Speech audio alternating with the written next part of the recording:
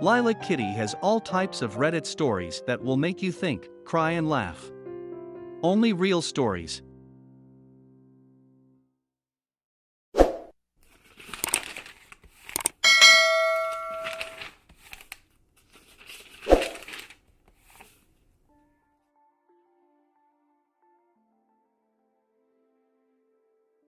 I suspect something between my girlfriend and my friend. We all live together. Am I imagining things? Infidelity. I'm really freaking out right now, because if what I suspect is true, this living situation is about to get really complicated. Please tell me I'm just crazy. Sorry if this is long. Background. We are two couples living together, we all attend the same university. The apartment was originally leased by my girlfriend of about 2 years, Alexis, 22F, and our mutual friend Brooke, 22F. The apartment is huge and expensive. There was originally supposed to be 3 girls living there, but the last one backed out abruptly. They were planning on moving somewhere cheaper, but they had put a lot of work into the apartment and loved it so much they hated the idea of leaving. I offered to move in when my lease was up in May so we could split the rent and utilities 3 ways. I was sleeping over often anyways. Both girls were absolutely ecstatic about the idea. Shortly before I moved in, Brooke started dating my best friend Derek. This was cool because now both couples got to hang out with their best friends and SOs all at once. It seemed perfect. Derek began sleeping over a lot, and when his parents sold their house and left in October, he temporarily moved in. We haven't really pushed for him to find a new place because splitting everything 4 ways is helping all of us so much. But again, only Alexis and Brooke are on the lease. The apartment owner surprisingly does not mind as long as rent gets paid, because we are always quiet. There are 3 incidents that made me think something was up. If it weren't for these combined incidents, I would never make an accusation like this because Alexis is such a sweet and shy girl and Derek has been a brother to me.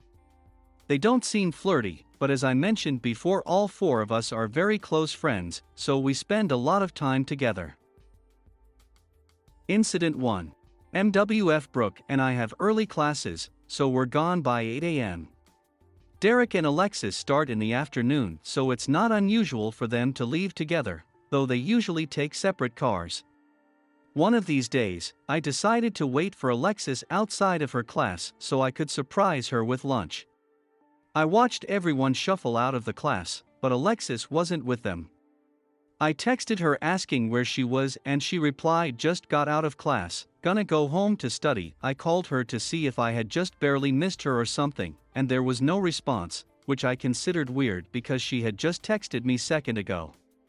She didn't answer until much later, which is also unusual for her. She's one of those girls that's often on her phone. I ran into Brooke later in the day, and she mentioned in passing that Derek had stayed home sick. She was going to bring him soup, blah blah. At the time, I didn't think much of it. When I got home later that night, I noticed Alexis' car was in the exact same spot. She usually parks in guest parking because our unit only has 3 spaces, as a result her car moves a lot. I asked her if she'd gone to class and she got quiet before sheepishly admitting to skipping because she felt the professor sucked at explaining things. But she knows I hate when she skips classes, something that's gotten her grades in trouble before, but she recently started doing better. I kissed her and said I trusted her judgment. While I was doing the dishes, she explained how she probably won't skip again, because being bored alone in the house was the worst. I laughed and we went about our business. At night we went to bed, and as I laid there drifting off, it hit me. She shouldn't have been alone because Derek was homesick, right? She was still up on her phone, so I popped awake and asked her where Derek was today since Brooke had said he was homesick. She seemed startled by the question, but that may have been from me being half asleep to suddenly wide awake with a random question. She said he was here a bit in the morning but went to do errands or something, she wasn't sure. After the other incidents, I realized that the scattered way she answered this question seemed off, but that may just be my imagination. Incident 2. I went to throw some stuff out in the kitchen garbage when I noticed a condom wrapper that was the exact same brand Alexis and I use. It wasn't super visible, sort of tucked behind a cereal box, but the distinctive color caught my eye. Brooke and Derek always use a different brand, free from the University Health Center, while ours are expensive Trojans. It was weird because we usually keep the wrappers in our respective rooms' garbage cans, so they never appear in the kitchen. Furthermore, because of exams and general stress, Alexis and I hadn't slept together in a few days. I didn't really dig around for a used condom or anything. I just went back to the room to check if any of ours were missing. I really couldn't tell, because we buy in bulk. My first thought was that Brooke and Derek had ran out and broke into our stash, and I was upset that they hadn't even asked. Later that night I mentioned the condom wrapper to Alexis and her eyes got wide. When I mentioned my theory, she got unusually distressed. She's always very calm, and went on a rant about them violating our privacy. I suggested we talk to them about it, and she immediately shut the idea down, and made me swear not to bring it up unless they did it again. She didn't want to have this awkward conversation, which was weird to me because we're all generally pretty open about sex given that we live together. Though it is possible that Alexis was being genuine because she's from a conservative small town, and she doesn't talk about these things as much as we do. Incident 3. Me and Derek are cool with the dudes in the apartment next to us, who are graduates from our university. We don't hang out or anything, but we have the kind of relationship where we make small talk about sports or whatever in the hall, and are comfortable asking the other to keep it down without it being awkward. Last Monday, during our break, I was locking up when no one else was at the apartment when I ran into one of the guys from next door. We talked football for a bit, and then he mentioned that one of the couples in the apartment is really a fan of morning sex, and that the walls were way too thin. I laughed because Alexis and I usually had sex weekend mornings when we had the house to ourselves. Brooke and Derek usually spend weekends at her parents' house about an hour and a half away. The more I thought about it later in the day, the more I realized we hadn't been having morning sex in about a month. On the weekends it had been more towards the evening or not at all. Did he mean on weekdays? My heart sort of dropped. I kind of want to ask him to elaborate, but the conversation ended, and I feel like I missed my chance. Plus it's a weird thing to ask, and I feel like I must be being paranoid. So there you have it, r/relationships. Am I crazy? Am I looking for signs that aren't there, or is something up? And if so, how do I proceed? I don't want to ask her just yet because 1. I don't want to come off as crazy and jealous if nothing's up. 2. If something is up, I don't want them to start hiding it better. I was thinking of dropping by one of those mornings they're alone together, but I don't know how to time it right. If I drop by too early or late, they might get more cautious. Update. The majority of you suggested that I speak to Brooke and/or attempt to walk in on the act. I decided on doing both. Sunday night everyone was back in the apartment. I had every intention of speaking to Brooke about the neighbor's comment alone, but before I could, she said something that completely threw my theory off. She told Derek to get to bed so he wouldn't be tired for work in the morning. What? I knew Derek has a job on campus, but he had always worked the same night shifts. Being as casual as possible, I inquired how long he'd been working mornings and when he started. He said he picked up the extra shifts a month ago and worked at 9. I leave at 7:45, so it's possible for me not to have noticed that. I spent the rest of the night trying to figure out whether he was lying about that, whether still he had some mornings here at home, whether Alexis could be seeing someone other than Derek in the mornings, like some of you suggested, or, again, if I was just a paranoid loser. I went to bed feeling emotionally drained and confused.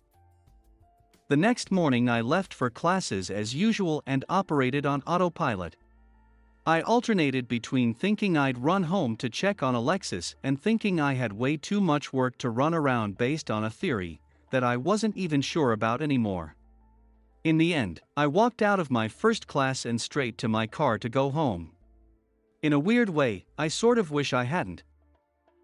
When I got to the apartment, Derek's car wasn't there, just Alexis. I walked to the apartment with my heart pounding all sorts of crazy. I don't know what I was expecting. Outside the apartment door, I could immediately hear a guy's voice inside.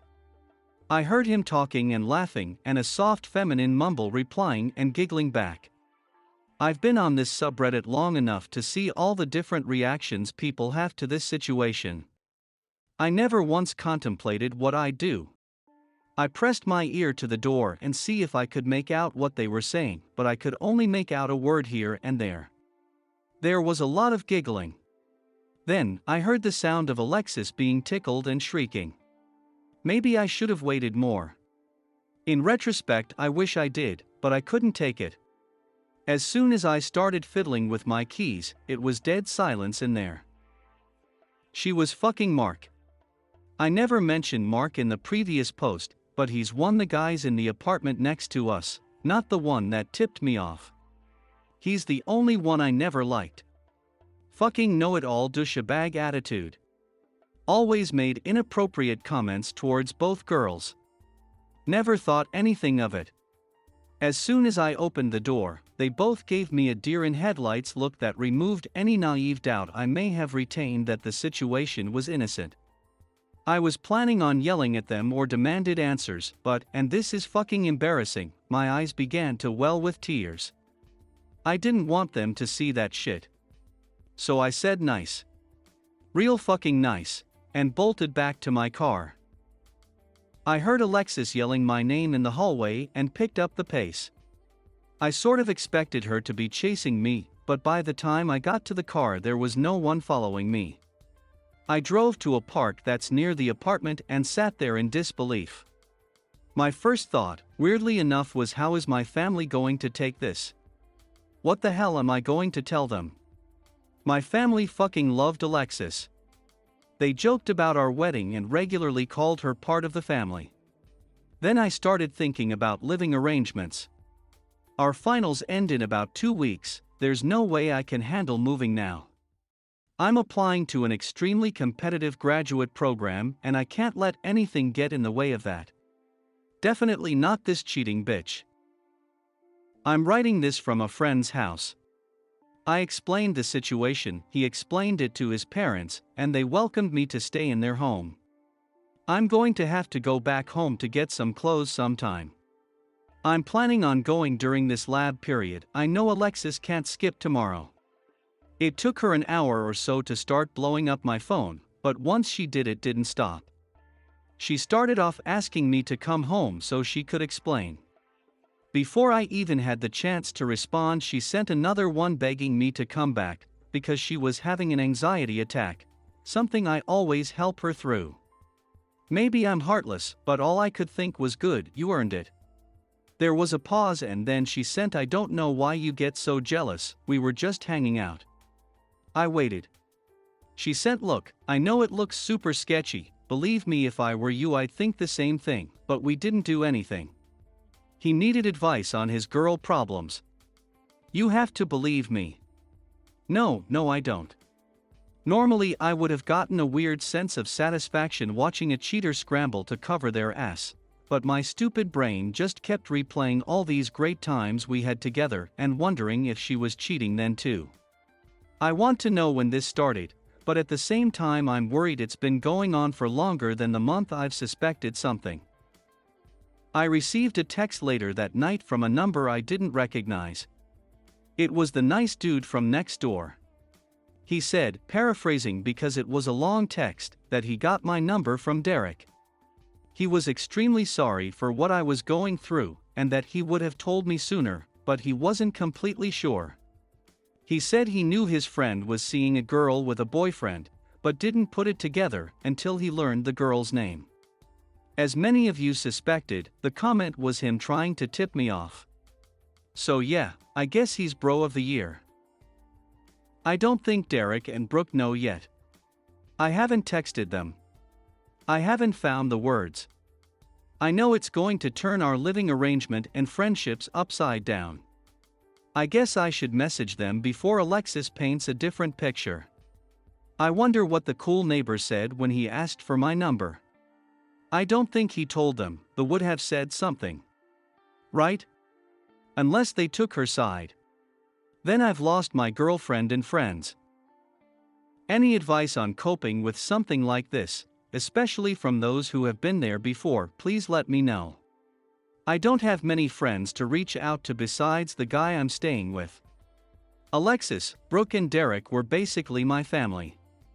Alexis and I had talked about spending our lives together. I have never been serious about a girl the way I was with her. Edit, I am seriously moved by the amount of support you guys are giving me here. Please keep them coming. I may not reply to all the comments, but I've read each one on both posts. I'm going to tell Derek and Brooke soon. I'll try to do a follow-up when I have some sort of plan. Update 2. You wonderful motherfuckers. Between the comments to both posts and my inbox, I have an immense collection of personalized pep talks, which I am referring to whenever I feel down, admittedly, a lot these days. I got advice/stories from all sorts of people, married, single, old, young.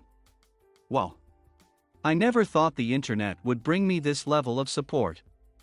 I just want you guys to know that by just typing up some comments you have made a very real difference in someone's life.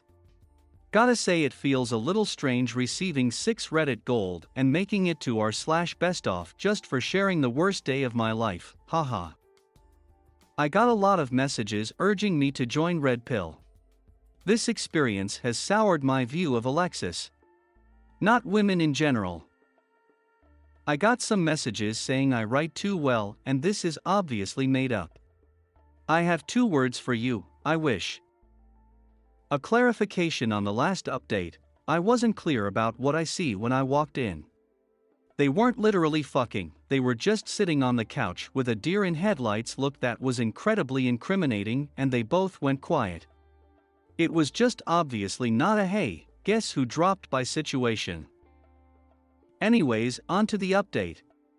I've been extremely busy with the semester ending, and I took the majority's advice to bury my head in work. I've spent a lot of time at the library because Alexis never goes there. In the process of posting the last update, I realized how dumb it was that I hadn't contacted Derek and Brooke with my side.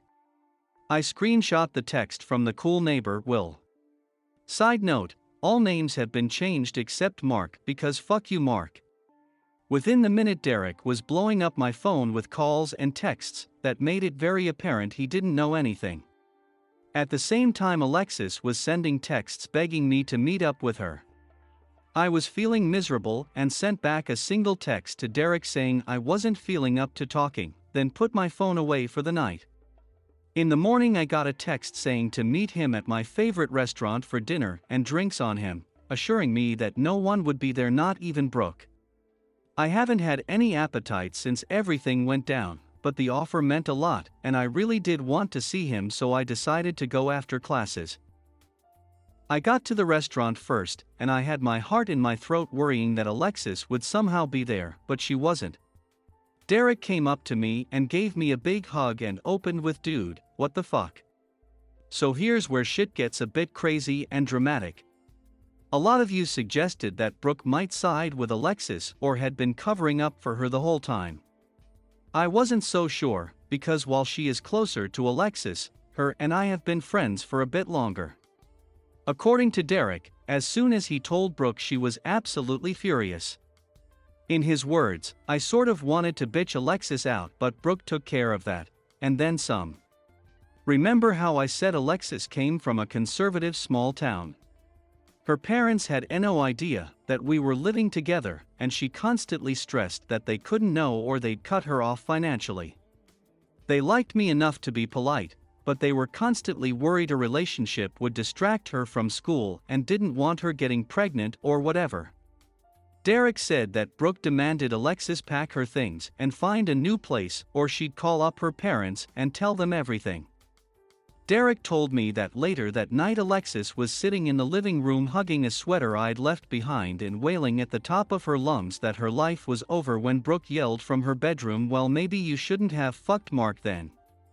Imagining that moment was kind of funny. Brooke's always been a very no-nonsense girl with a hot temper, but I definitely didn't expect this.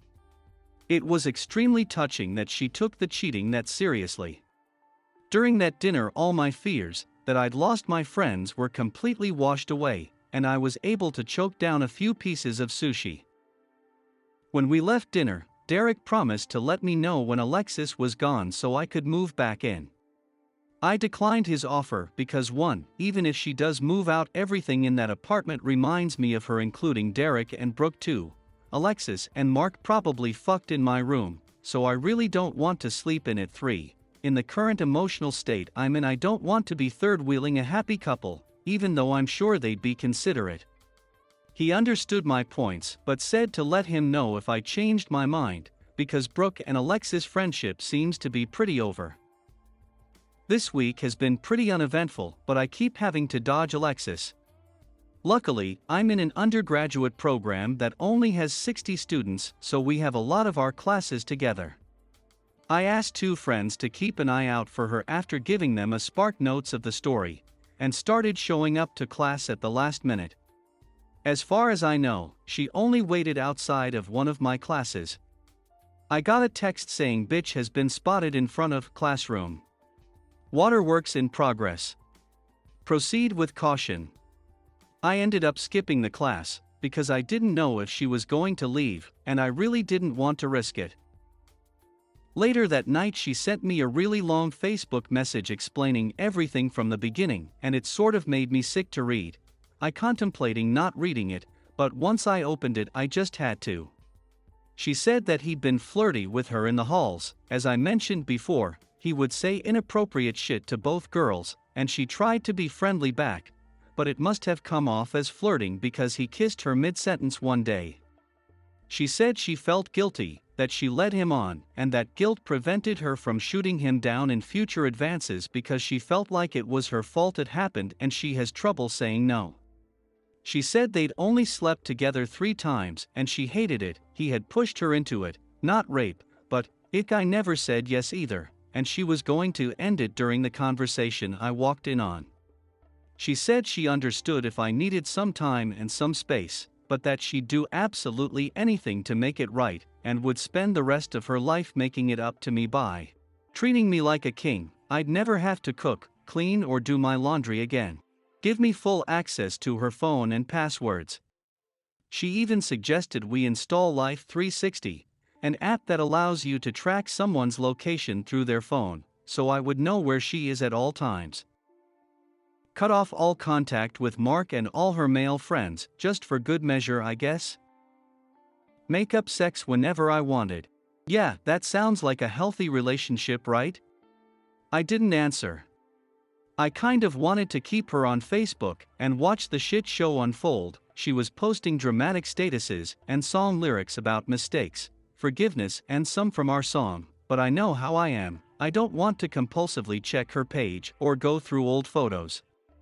So I blocked her. Derek sent me a text a few hours later saying she's crying and screaming about you blocking her, LOL. In happier news, the family I'm staying with is fantastic. I felt a little guilty about taking up their space, electricity, etc., so I offered to put down rent and pay for some bills. I am unemployed, but my family gives me a decent allowance for rent and food, but they declined. The dad said first month's free. If you need more time here then we'll talk about it, and winked. My friend was telling me that they have hosted his and his sister's troubled friends, so it wasn't a big deal. Still, I'm unbelievably grateful. As for Will, awesome neighbor, I called him to thank him for everything.